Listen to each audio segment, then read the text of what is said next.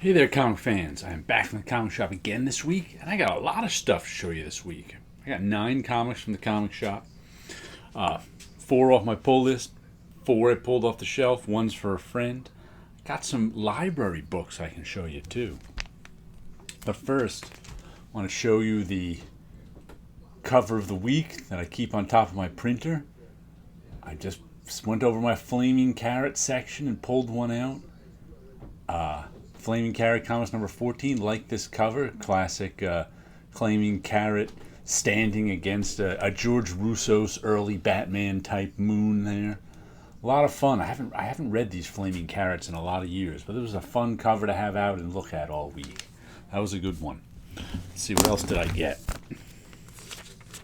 Comic shop news. What is this? 60 years of Fantastic Four. I guess there's a Fantastic Four 60-year thing coming out. All right. More stuff to look at in comic shop news. Always enjoyed looking at that. We'll give that one a look. And the first one I got that's not for me is Tankers number 1. My friend Daisy, who did the show with us Saturday night, we did it. She got Tankers number 2 up at a local shop by her, but they didn't have Tankers number 1. But my local shop still had a Tankers number 1, so I picked one up for her. And the next one is one on Hoopla, the library app. I borrowed the Department of Truth, the first trade paperback, and I liked it, so I ended up putting it with issue 10. I'll start it on my pull list. But he had some back issues. Issue 9. Well, these are the back issues that were still cover price. I think he had some other early issues that are kind of costly, but he's ordering me the trade too. Number 7, that is. Department of Truth. Do I have an 8 also? Oh, there's an 8. Department of Truth number 8. This is a cool book. It's kind of a reverse X-Files. In that the Department of Truth is, if too many people believe in wacky conspiracies, then the wacky conspiracies become real and manifest themselves and can change history and everything if enough people believe in it. So the Department of Truth has to go around and get people to stop believing in wacky conspiracies, and they do it by black ops, stealing evidence, doing this and doing that. At least I think I read the first 4 issues on Hoopla digitally. And this is number 9, or is this 6? Yeah, this is. Where are my glasses? Hold on. There they are. Need my reading glasses so I can see. This is 9. I think it was 6 I showed you first. I lost track. That's number 9. Let's see, the first one. What do I have here? 8, 9, 7, 8, 9. Yeah, 6, 7, 8, 9. That's what I got. That was 6. So I think the trade paperback is the first 5. So when that comes in, I'll have all of the Department of Truth physically. The very last issue of Birthright by Joshua Williamson and Andre Bresson. Man, I've been with this. I think this first one came out in 2014, maybe, was it?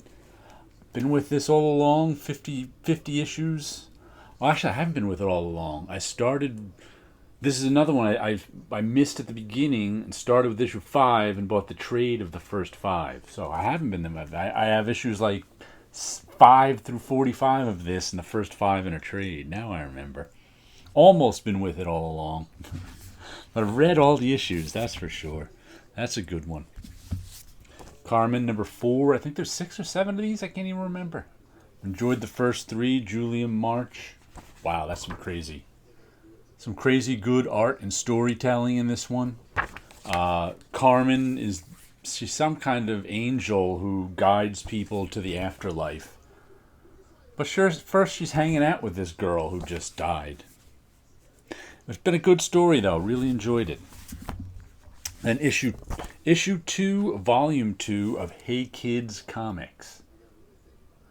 This is Howard Chaykin's look at the comic book world through the years, with stand-ins for everybody. There's your key in the front. There's like a Jack Kirby stand-in, a Stan Lee stand-in, a Mort Weisinger stand-in. I think the EC Comics guy, who ran EC Comics, William Gaines stand-in, different artists and stuff. So it's him telling the story of comics. And it's, if you don't know a lot about the history of comics, it might be hard to follow, because he skips around years and skips around things. But I'm enjoying it thoroughly. But I don't know if you're hardcore.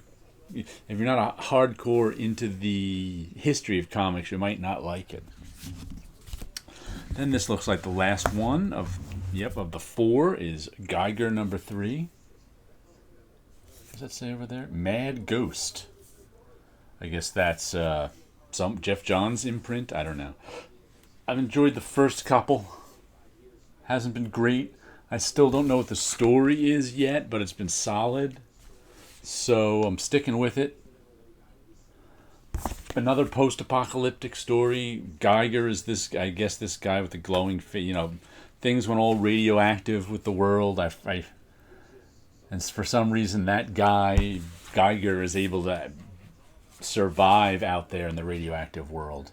Meanwhile, people are living in cities. I think there's like a Stephen King's The Stand type Las Vegas going on.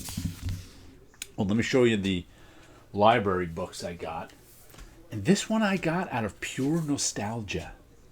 Took this out of the library, the Grant Morrison. It's part 4, just randomly, of the Grant Morrison, Frank Quitely, new X-Men from 2003, I think this came out. And I don't know why I was nostalgic. I didn't even like this when it was coming out. I don't know why I suddenly got nostalgic for it, looking for things to take out of the library, but I did and took it out, and I don't like it any more now than I liked it in 2003, but it was fun to flip through, and I'm not going to tell you I read all of it, but I read some of it, darn it. It's weird X-Men stuff. I know this is, being that it's Grant Morrison, Frank Quitely, some people like it, but I don't know if a lot of X-Men fans like it. And I also got Jiro Taniguchi, A Distant Neighborhood, Volume 1. Volume 2 I don't think is in the library system at all, because I can go on my library's website and search for things, and then other libraries send it to my library, and I just pick it up, which I think is what all 4 of these were. So this was pretty fun, and it's done the Western way with, it says in the back here, the choice of Western reading rather than Japanese for the book was made with the complete consent of the author.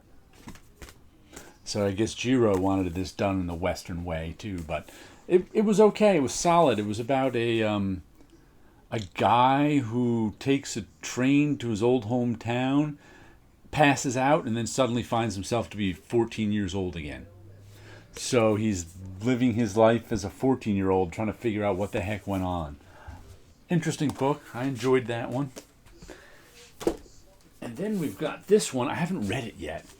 Orbiter. This is another one as Warren Ellis, Colleen Doran with Dave Stevens on colors. It's another one came out in 2003, and since 2003 I've been saying I should read that one.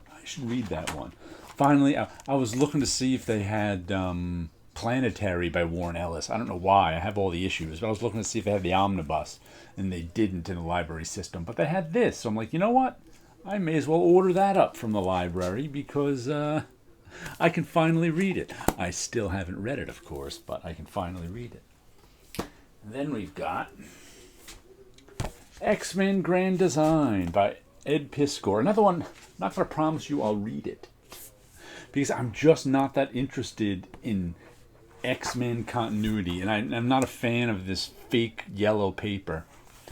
But I like flipping through it. Sometimes I'll flip through it, something will catch my eye, and I'll read a page or two, and I'll put it back.